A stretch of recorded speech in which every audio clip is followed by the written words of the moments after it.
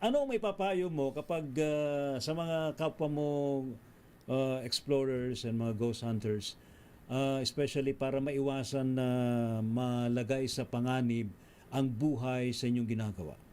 Ikaw, Brother Ray, ito kayong Ray. Ano yung pinaka-peligrong napuntahan mo?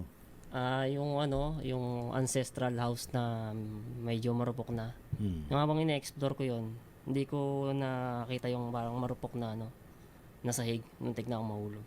Oh. Ganun yung isa sa mga dapat alamin muna bago Delikado pumasok. yan. Kasi baka di na talaga ligtas yung lugar. Kaya ang ginagawa namin bago kami pumunta ng mga abandon, Oo. nagpapaalam muna kami Yun.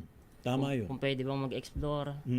Tapos kung kung okay ba yung lugar kasi iba risky na hindi na kayang pasukin. Talaga. Based na rin doon sa alam nila, no? Mm. So, binibigyan ka naman ng warning kung talagang may problema.